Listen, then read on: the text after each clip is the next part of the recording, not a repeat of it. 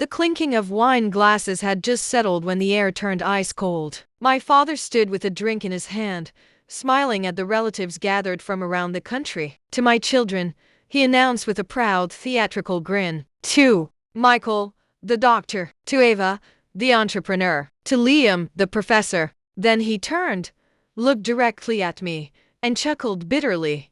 And to Rachel, he said, lifting his glass slightly, the one who couldn't figure it out. The one who still lives in a rented studio. The one who thought painting was a career. I'm proud of all my children, except the losers sitting at the table. My fork hit the plate. My heart stopped. Conversations went silent. I remember Ava awkwardly adjusting her blouse. Liam looking down at his water. Mom's nervous chuckle. I stood up slowly, my voice caught between rage and shame. I see, I said calmly. Thank you for your honesty. I left my plate untouched and walked out the front door without saying another word. But what none of them knew was that I wasn't just leaving that house. I was walking into the next chapter of their lives, one they would never control again. They mocked the black sheep, but the black sheep was about to shear the whole damn flock. Rachel Whitmore had always seen the world differently. Where others saw concrete, she saw shadows dancing. Where her siblings calculated margins and profits, Rachel marveled at the golden hue of dusk slipping through broken blinds. From the time she could hold a brush, she spoke in colors the way others spoke in numbers or code or courtroom logic. She didn't just paint what she saw, she painted what she felt. And sometimes that was too much for the people around her, especially in the Whitmore family. Her father, Robert Whitmore, a lion in a tailored suit, built his empire from scratch and made sure everyone knew it. Her mother, Elaine, played the perfect society wife, always polished, always poised. Her siblings, Ava, the venture capitalist with her face on magazine covers, and Michael, the neurosurgeon who saved lives with robotic precision, were raised to conquer. But Rachel was the anomaly, the outlier. She studied fine arts at a small liberal arts college upstate, while her siblings interned at Fortune 500 companies and prepared for Ivy League careers. Rachel spent her summers painting murals at community centers and volunteering to teach art at juvenile homes. It wasn't that she didn't understand ambition, she just had a different definition of success. Feelings won't pay the bills, sweetheart, her father once said when she showed him her first solo gallery invite. Let me know when you're ready to grow up. She laughed at the time, pretending it didn't sting. But it did. Every dismissal from him felt like a tiny crack in the foundation of her self-worth. Still, she smiled. She always smiled. Rachel lived modestly, renting a tiny, plant-filled studio apartment with white brick walls and a perpetually dripping faucet. She sold prints online and picked up commissions from local cafes. It wasn't much, but it was hers. She'd rather scrape by doing what she loved than sell her soul to a corporate machine. Her friends adored her sensitivity, her depth, the way she could read a room without a word. But at home, those traits were liabilities. Softness was weakness. Creativity was childish. At tea family dinners, her accomplishments were always met with tight-lipped nods or awkward silence. So, any real job prospects yet? Michael would ask between sips of red wine. You know, there's an opening in Ava's marketing firm. Her mother would add. She said they could use someone creative. But Rachel didn't want to sell toothpaste or peddle brands. She wanted to create something that meant something. She wanted to leave behind color in a world obsessed with gray. And despite the cold shoulders, the side eyes, and the pitying smiles, she held on to that dream like a child clutching a kite in a storm, because even if her family never saw her, she saw herself. And one day, the world would too. Robert Whitmore wasn't born with wealth, but he carried himself like a man who had always owned the room. He grew up in a two-bedroom walk-up in a working-class neighborhood, the son of a steelworker and a seamstress. Every meal was earned, every dollar stretched. By the time he turned 30, Robert had clawed his way out of poverty and into the polished world of real estate development, flipping dilapidated buildings into high-rise condominiums. He was ruthless, calculating, and unapologetically ambitious. If there was a weakness in him, he buried it deep beneath Rolexes, red wine, and boardroom deals. Robert didn't just build wealth. He built image. To the world. He was the quintessential American success story, a man who'd pulled himself up by the bootstraps and carved out an empire. To his family, he was the cornerstone, the judge, the provider, and ultimately, the ruler. He married Elaine, a refined, quiet woman who knew how to host a gala and keep her opinions to herself. Their children, Ava, Michael, Liam, and Rachel, were born into privilege, but Robert never let them forget where he came from. He demanded excellence in results, not dreams or emotions. Don't chase purpose, chase position. He'd often say, from a young age, Robert categorized his children like a stock portfolio. Ava was his rising tech investment. Michael, his prized blue chip asset. Liam, the stable dividend. But Rachel, she was a gamble that kept declining. An unpredictable wild card. He didn't understand her. Worse, he didn't want to. While the other kids brought home trophies and scholarships, Rachel brought home paintings, swirls of color, and tear-stained canvases that made him uncomfortable. He once found her sketching quietly at a family event and scoffed, "You know, you're too old for crayons." But it wasn't just her art. It was her softness, her idealism, her refusal to play the game he mastered. To Robert, success meant control, discipline, appearances. He'd built his name brick by brick, and now he wanted it etched into legacy, and legacies didn't include starving artists. Every conversation with Rachel felt like an argument he didn't have time for. He told himself he was being practical, but in truth, he resented her defiance, her refusal to bend, her unwillingness to be molded. At tea family events, he often bragged about Eva's latest funding round or Michael's published research, his voice dripping with pride. And when Rachel's name came up, it was always with an ellipsis, an asterisk, a sigh. Robert believed that love was something to be earned through achievement. That worth was measured in net profit and square footage. And because Rachel didn't play by those rules, he saw her as a liability, an embarrassment.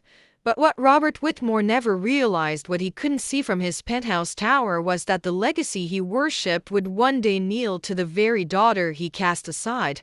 And it wouldn't be loud. It would be elegant. And it would be final. For as long as Rachel could remember, she had been trying to speak a language her father refused to understand. When she was 7, she painted a portrait of their family dog, Max, using a mess of watercolors and glitter glue. She presented it to her father like it was the Mona Lisa. He barely glanced up from his laptop, muttering, "That's cute, sweetheart," before turning back to his spreadsheets.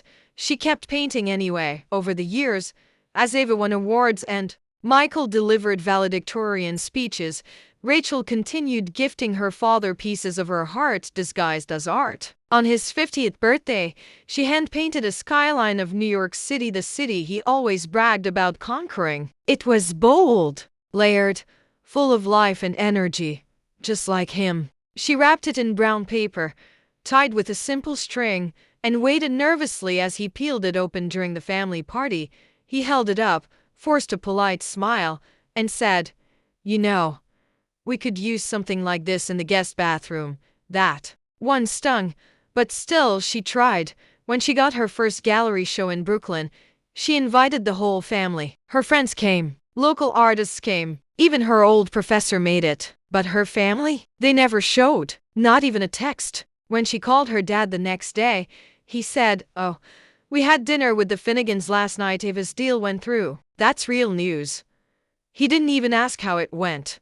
Still, Rachel didn't stop loving them. That was the cruelest part. She kept hoping, kept showing up, kept trying to bridge the gap with colors and patience. One Christmas, she painted a mural on the wall of her parents' garage, a collage of family memories, their lake house, Max chasing a ball, Ava's graduation cap, Michael in his scrubs, and even her father holding a young Rachel on his shoulders. When he saw it, his jaw tightened. "This was a nice gesture," he said, scanning the mural like he was looking for a flaw. "But don't you think people might find it childish? Maybe we should paint over it before guests come." Elaine just nodded silently. Rachel stood there, her hands still stained with acrylics. her heart beginning to chip. It wasn't just her father. The siblings followed his lead like loyal lieutenants. Ava, in particular, wielded her success like a blade. You know, Ratch, there's a whole market for painting wine bottles and dog portraits. That could be your thing, she'd say with a smirk during brunches. Michael once joked, maybe you could design the next company logo if you ever get tired of finger painting. They laughed. Rachel smiled. She always smiled. But inside, she started building walls no one noticed. Every time she came home, she found less and less of herself there. Her paintings were taken down. Her room was converted into a pilot studio for Elaine. Even Max's old portrait had been replaced by a signed photo of one of Michael's hospital boards. Rachel was the ghost child present, polite, but invisible, and yet, the hardest part wasn't the mockery or the absence of support. It was that part of her still needed them. She still showed up to every family event, still texted them happy birthday first, still sent thoughtful gifts on holidays. When Michael had a child, she mailed a handmade storybook. When Ava got promoted, Rachel painted her a minimalist abstract piece titled Ascent. It was never acknowledged. She even tried to help her father at work once. Offered to reimagine the lobby space of his corporate building with a custom mural, something warm, human, to offset the cold steel. She brought sketches, vision boards, color palettes. Robert glanced through them and said, "Thanks, Ratch, but we already hired a commercial designer. Maybe next time." There was never a next time. The final straw came months before the family reunion. Rachel painted a portrait of her father, her most ambitious work yet. It wasn't literal. It was impressionist. Bold, powerful strokes. Dark layers at the bottom, brighter hues rising through the middle. It captured his journey, his ambition, his complexity. She even titled it The Climb. She left it in his study with a handwritten note. "I hope you see the man I've always admired. Love, Rachel." 3 weeks later, she found it stacked in a corner behind old golf clubs, unframed, unhung, forgotten. And in that moment, something inside Rachel shifted. She realized she had spent her entire life offering pieces of her soul to a man who didn't even bother to look. She had tried. God, she had tried. But love, no matter how deep or unconditional, cannot bloom where it is starved, and Rachel was done starving. Rachel had always known she was the odd one out, but the months leading up to the family reunion turned that quiet discomfort into something louder, like a storm rolling in just beyond the horizon. It started with the small things, the kind of subtle shifts that most people wouldn't notice, but to Rachel, they were deafening. During a casual lunch at her parents' home, she noticed the living room wall had changed. Gone was the gentle watercolor landscape she'd painted years ago, of the lake where the family spent summers. A piece her mother once said brought peace into the room. In its place was a framed, modern, abstract print, something cold and metallic, clearly selected to match the new granite countertops. When she asked about it, Elaine just shrugged. "Oh, we redecorated. It was time for a more sophisticated look." That word sophisticated lingered in the air like perfume mixed with poison. At first, Rachel tried to brush it off. She knew her parents weren't sentimental people. But then came the birthdays, anniversaries, family milestones, events she was subtly but consistently excluded from. Ava hosted a lavish dinner for her fiance's startup acquisition. Michael held a small ceremony when he was named chief of surgery. Even Liam had a garden party for his new house. Rachel only found out afterward, through social media photos or awkward family group chats. One afternoon, she called her mother, trying to act nonchalant. "Hey, I heard about Michael's party. Looked amazing." A pause. Then Elaine replied, "Oh, we didn't want to bother you with that. We figured it wasn't really your scene." Her scene. Rachel began noticing more deliberate exclusions. Emails about family trips that accidentally left her off the thread. Group decisions about the lake house or holiday plans made without her input. She became a guest in a family she once called home. Then came the biggest cut. Rachel stopped by her father's office one afternoon, unannounced but hopeful. She had just completed a new series, The Unseen, a raw, beautiful collection inspired by her experience as the overlooked child. She wanted to show it to him, to share something vulnerable. But when she arrived, she was surprised to find the lobby bustling with people in suits, platters of food being rolled in, a branded step and repeat banner going up. It was a private shareholder dinner for Robert's company, an exclusive event celebrating their biggest quarter yet. Ava was there. Michael too, laughing, shaking hands. Even Elaine, dressed in pearls. Rachel stood awkwardly at the entrance, trying not to look hurt. A receptionist eventually approached her, confusion on her face. "Sorry, miss. Are you with catering?" Rachel left before they could see her tears. The final crack came from someone outside the family, a friend she hadn't seen in a while, a woman named Caroline who used to intern with Ava's firm. They met for coffee in a quiet Brooklyn cafe, and, after an hour of small talk, Caroline leaned in with an uncomfortable expression. "Rach, are you okay?" Rachel blinked. "I mean, yeah, I guess." "Why?" Caroline glanced around, lowered her voice. "I probably shouldn't say this, but they're planning something. Your family. Some kind of restructuring of the estate. Robert's putting everything in a new trust, and from what I heard, you're not in it." Rachel froze. "What?" "I overheard Ava talking to a legal consultant. She said something about streamlining the legacy and cutting out emotional liabilities." "I'm sorry, Rachel. I thought you should know." Rachel smiled tightly and nodded, but her stomach was in free fall. She walked home in silence, barely remembering how she got there. That night, she sat on the hardwood floor of her tiny apartment, surrounded by her canvases, her art supplies, her quiet life. So they were planning to erase her. Officially, legally, all those years of backhanded compliments, of being left out, of her work being called a cute hobby. It wasn't just emotional. It was strategic, calculated. They didn't just undervalue her. They were actively writing her out of their future. She wasn't a disappointment to them anymore. She was a threat, a softness they didn't want infecting their legacy. For the first time, Rachel stopped crying. She just stared at the blank canvas in front of her. The brush sat in her hand like a knife, steady and silent. They were making their moves behind closed doors, but they had no idea who they were playing with, because Rachel wasn't just a black sheep anymore. She was the artist, and she was about to paint her revenge. The reunion was supposed to be a celebration. That's how the invitation read: Whitmore Family Legacy. A toast to our future. Printed on thick, gold-embossed cardstock.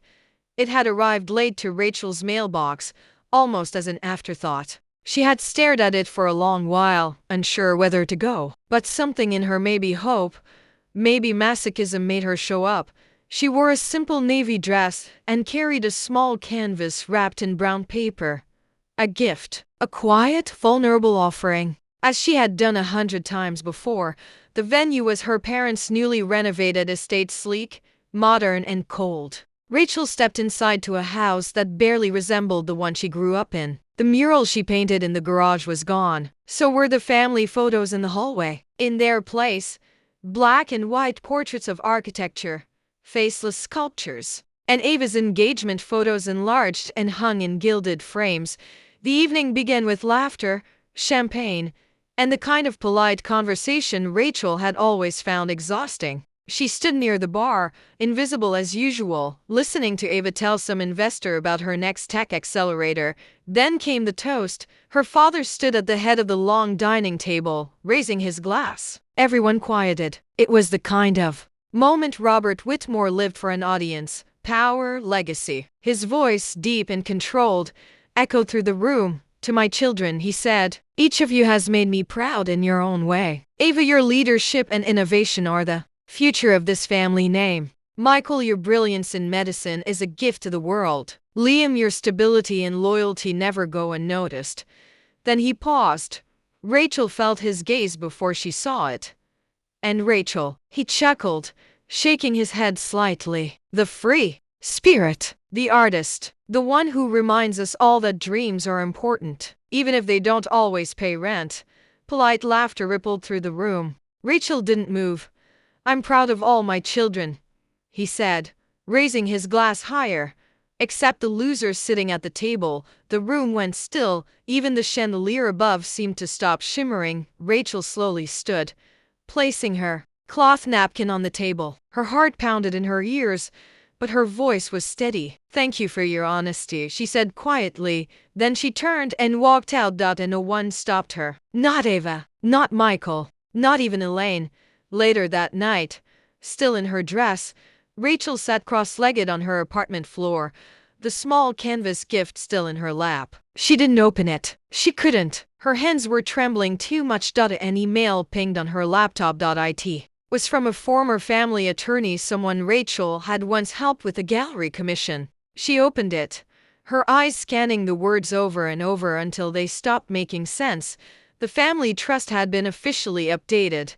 Ava was granted full ownership of the Whitmore Lake House, their childhood haven. Michael had been gifted Rachel's early paintings, catalogs, and stored as heirloom assets. Liam received stock options in Robert's company.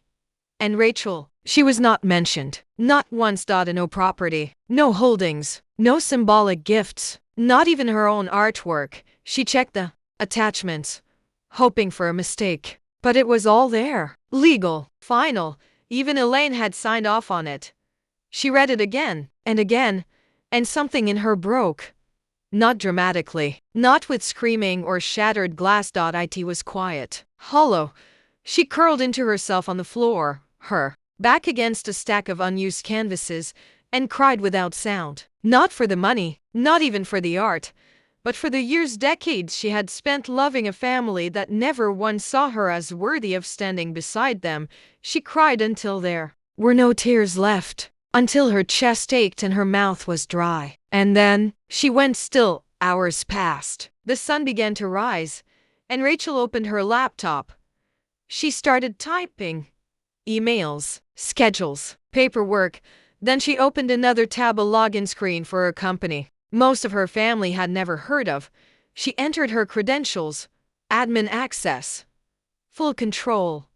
Rachel smiled, just slightly, because what Robert never knew, what none of them ever cared enough to ask, was that her little art project had grown quietly, strategically. Over the past 3 years, Rachel had co-founded a global digital art platform that had just reached a $30 million valuation. Her name wasn't public by design, but her work was. Her vision shaped every corner of it, and now she had resources, she had reach, she had nothing left to lose.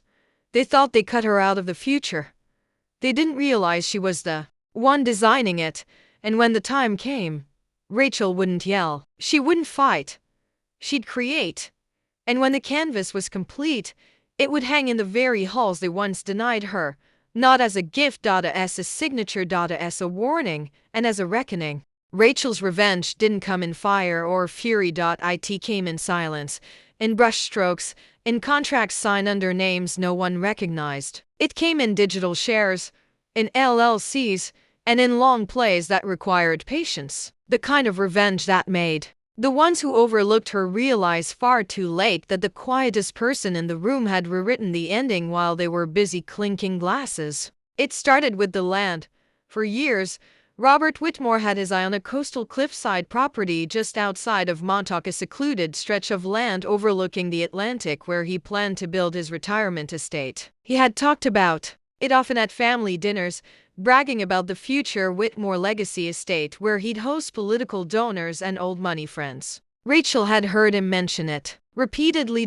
So 1 month after the reunion, she had her lawyer quietly establish a shell company, Wintrust Capital LLC. It sounded sterile, unmemorable, just the way she wanted it. Through this LLC, she made a full cash offer on the property above asking, non-negotiable, and had the paperwork processed in under 48 hours. Robert didn't find out for weeks. By then, the deal was closed, and Rachel was already laying the groundwork for what would come next. The art platform she co-founded, Artera, had exploded in recent months thanks to a viral artist collaboration with environmental activists. What started as an indie marketplace had grown into a global hub for socially conscious digital artists. The site had been featured in Forbes, TechCrunch, and even snagged an interview on NPR. Rachel's name, of course, remained invisible to the public. She had opted for equity and decision-making power instead of fame. No one in her family had ever cared enough to ask what she'd been doing for the past 5 years. So they never knew she sat on a multi-million-dollar board. They never realized that the art world they had dismissed so cruelly now bent toward her influence. And now, it was time to wield it. Eva had just secured a lucrative deal with a luxury hotel chain looking to expand into wellness and digital lifestyle branding. She was in the final stages of negotiation with an art tech vendor meant to provide customized installations in all their locations. The vendor? Ardora. Rachel caught wind of the deal through a mutual investor. She waited until the final legal review before stepping in. She didn't kill the deal, she redirected it. With one internal memo, she had Ardora pivot the partnership to a smaller, female-owned consultancy, the same one Eva had laughed at 2 years prior during a panel, calling them inexperienced and delusional. The announcement came on LinkedIn. Eva's name was nowhere in the credits. Meanwhile, a prestigious philanthropic foundation, the Helix Fund, had recently reached out to Ardora looking for artists to feature in their next campaign, Art for Access, a $2 million initiative to support creative education in underserved communities. Rachel accepted the invitation, but with one condition: the featured artist would remain anonymous, and the official donation would be made in the name of Rachel Elaine Whitmore. The campaign launched with stunning visuals from the Unseen series, her own work, and a single haunting phrase repeated across all the billboards, galleries, and digital media: "To the invisible ones, we see you." Eva and Michael were livid. Elaine, caught between embarrassment and denial, insisted it was a different Rachel Whitmore. Robert stayed publicly silent, but the final blow came unexpectedly. Rachel had always remembered the corporate headquarters, her father's first major development, his pride. The place where she once offered to paint a mural and was told to leave it to the professionals.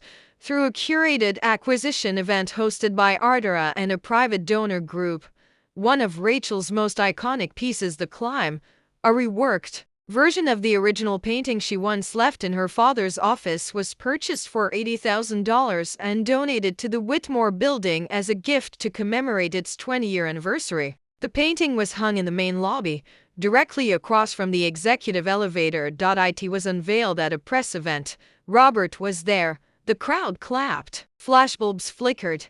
And then he saw it. The bold brush strokes. The ascension of color from dark to light. The texture. The movement, the unmistakable spirit of it. He knew that style. He stepped closer. His smile frozen. In the bottom right corner of the canvas, etched in gold leaf paint, was a signature. The loser. The room was silent. Someone asked if he was okay. He nodded, expression unreadable. But inside, something cracked, not because he finally saw her worth, but because he realized she had risen without him. That the daughter he mocked, dismissed, and erased had not only survived, but had built an empire of her own. And now, her legacy hung in the heart of his. Over the next few months, the Whitmore family scrambled. Robert's Montauk dream gone. Eva's investors grew uneasy after the failed deal.